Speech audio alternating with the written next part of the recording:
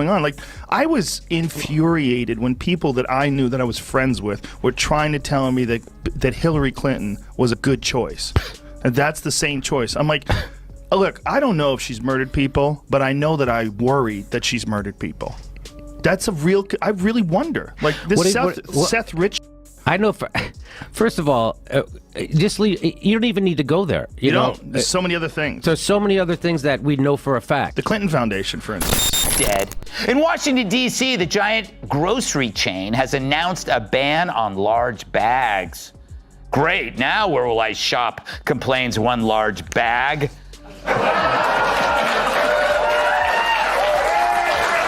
Subtlety is the first thing to go when Greg Gutfeld and Joe Rogan aim their humorous sniper sights at Hillary Clinton. It's not a courteous political remark.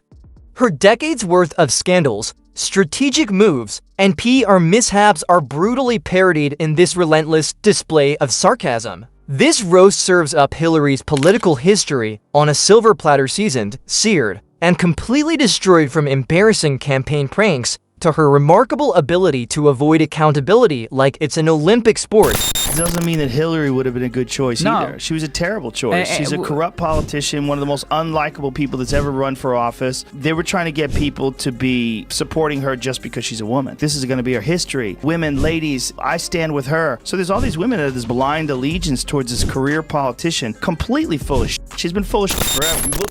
You look at Hillary. She uses the phrase, what was it? I wrote it down here. Handmaiden to the patriarchy, which I think she means she's bashing Monica Lewinsky. I'm not sure. But this only is appealing to an ever-shrinking circle of feminist women, the same who bow to the altar of trans men and keep silent when real women are victimized by really bad men. But again, it's another assigned opinion that's lazily presented, men against women. Whether it's race or gender, as long as you pit one group against the other, they won't look up at you. And this is how the Democrat Party survives, is they want everybody to fight each other. For longer than most people have been evading political accountability, Hillary Clinton has been evading her student loan debt. Joe Rogan didn't take long to point out how ridiculously impenetrable she appears to believe she is. He didn't even have to work hard to highlight the strange double standard that somehow passes off her political missteps as seasoned experience. It's like watching someone get hired as a fire safety instructor after burning down a kitchen. Rogan portrayed her career as a series of strategic blunders encased in self-congratulatory remarks. He likened her ability to bounce back after every scandal to a video game character that responds after losing all their lives, except she's the only one holding the cheat codes.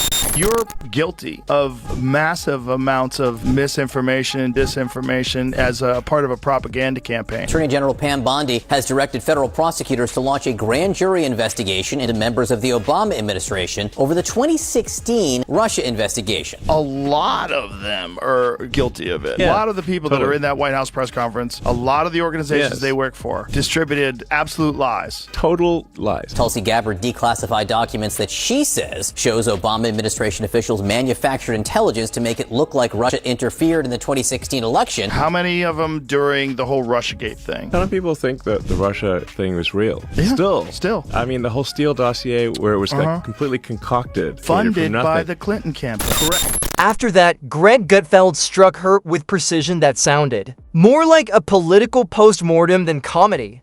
Nor did he have to delve into minute details. Her record is a banquet of mistakes accumulated over many years. He focused on the irony of a woman who has worked in politics her whole life, persuading people she's an outsider opposing the status quo. Gutfeld mocked her for attending presidential debates with the over-prepared smugness you'd expect from someone who genuinely believed every favorable poll was gospel, even though she had been part of the establishment since the internet's inception. And, they're going to try to ignore him for as long as they can because they're deathly afraid of him. And they're going to do to him what they did to me in the Democratic primary of 2020, which is pretend you don't exist. And then if people start noticing you, then they will try to smear and cancel and destroy him at all costs. I remember what Hillary did to you. Exactly. Yeah, and she's still standing. Baseless smears that repeated over and over and over again by the propaganda media until people actually start to believe it, and it starts causing some real damage. But on the bright side, Hillary didn't kill you. no lies detected. Fact check true. You're an enemy of Hillary Clinton and you're still alive? Well, that's a huge personal W.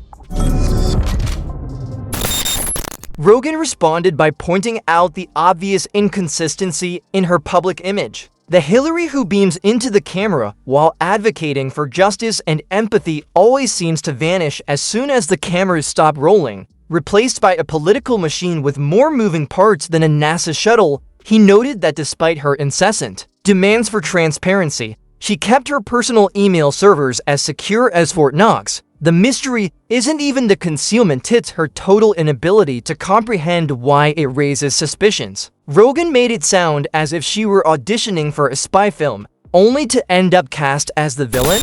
This one is wild. This is Hillary Clinton in like 2008, and Hillary Clinton saying some wild MAGA type shit. Tell people to come out of the shadows. If they've committed a crime, deport them. No questions asked, they're gone. If they... She's a Republican. If they've been working and are law-abiding, we should say, here are the conditions for you staying. You have to pay a stiff fine because you came here illegally.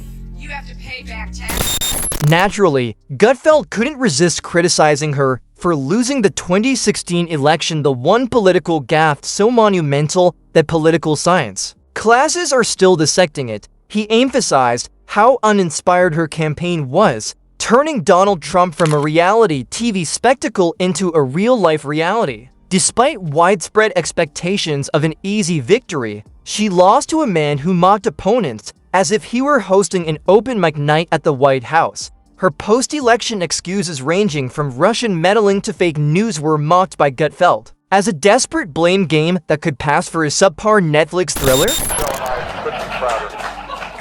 The Obamas have officially approved Kamala Harris to be the Democrat Party nominee, paving her way to become the first female president. Man, who do I have to kill to get that endorsement, said one woman.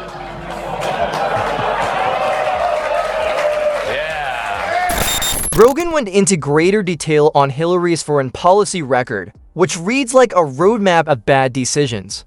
He joked that her plan to spread democracy was more like a demolition project, given her support for the Iraq War and the Libyan debacle. Rogan mocks Hillary's foreign policy as cultural demolition disguised as diplomacy, while Gutfeld hits her for pricey speeches and swift defense of her husband to protect power. Both slam the Clinton Foundation as a political vending machine donate for access. For a fact. The Clinton Foundation, for instance. So, the Iraq War. I'm old enough, Joe, to remember when being for the Iraq War was a disqualifier in a Democratic primary. That's where I'm from. That's why she lost to Barack Obama the first goddamn time she ran. Right. And all of a sudden, we're supposed to... Now people, like Joy Behar says, that was a long time ago. Forget about it. Why don't you go tell that to a soldier's... to a mother who's got a dead soldier. He mocked how the foundation shut down major operations as soon as she lost the election, making it seem like charity was just a side gig and the real aim was political access. By the time Gutfeld reached her meticulously planned public appearances, he was portraying her as a walking, talking press release. It's as though every statement has been vetted by a dozen specialists, stripped of any genuineness, and injected with just the right amount of fake warmth to make it palatable. No amount of polished delivery can hide the fact that the message comes from someone who has lived for decades inside a political elite bubble and people can sense it. He mocked her portrayal of every woman as the least convincing since Hollywood's attempts to cast billionaires in romantic comedies. Public appetite for another Clinton run, he said, is as strong as the desire for reheated fast food, technically edible, but no one wants it.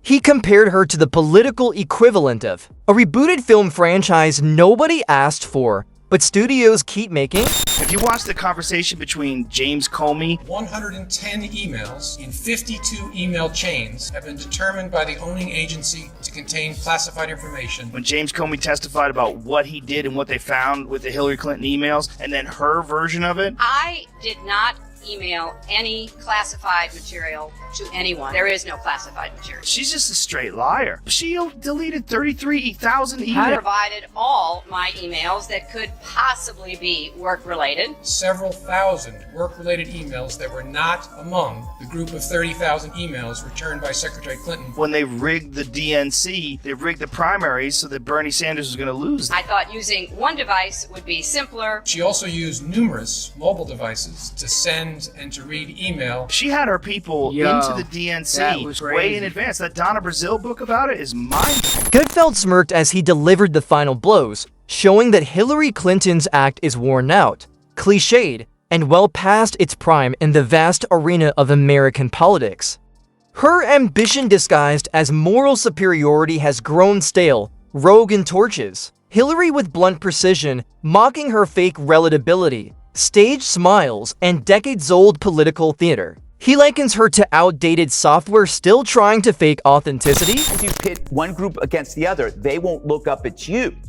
And this is how the Democrat Party survives, is they want everybody to fight each other over their specific group rather than fight over an idea, because once you look at the ideas, you leave the party. Right. And if you are in a group that they think should vote for Democrats and you stray away, Sandra, then you get this kind of treatment. I mean, does Hillary Clinton want to comment on Susie Wiles, who was the first female chief of staff? Amen. The very pro-mother administration that the Trump administration has put into place, that President Trump has hired all these young women to work for him who are doing a great job. Rogan tears into Hillary's post-election excuses, weather, memes, Russians mocking her for blaming everything but herself. Gutfeld piles on, comparing her loss to a chef, insulting customers before serving bad food, and branding her the Windows Vista of politics. Together, they mock the Clinton Foundation as a charity-turned-punchline and slam her failed reinventions as hollow upgrades. Well, it was confusing to me that you were saying, hey, if you want to vote for a real progressive, what about Jill Stein? Yeah, if you could vote for a party, here's a program you actually agree with, the Green New Deal. Right. So, and but everybody's like, no, you're throwing away your vote. Like, how are you throwing away your vote? So we all know for a fact, because of the WikiLeaks emails, that Hillary Clinton had a thing called the Pied Piper strategy, which was she told her minions in the press, please prop up Donald Trump. Prop him up. Why did she want Donald Trump to be propped up? Because she wanted to run against Donald Trump, because she knew that she was so repulsive to most of the country, she needed someone who was more repulsive than her. Rogan lands heavy blows on her chaotic foreign policy. From Libya to the botched reset with Russia, while Gutfeld ridicules her 2028 ambitions as a horror sequel no one wants. The duo's relentless jabs strip her public persona to dust, exposing a politician clinging to faded glory. Yeah, she really did say that. Yeah, she really did say that after she just got done Gaddafi and then laughed about it. We came, we saw, he died. We came, we saw, he died. The fact that any human being would ever do that. By the way he died, that's some dark. They end by skewering her as the ultimate insider, posing as an outsider like a Starbucks barista claiming it's an indie cafe. The roast leaves her legacy looking less like a monument and more like a crumbling facade propped up by talking points and stubbornness.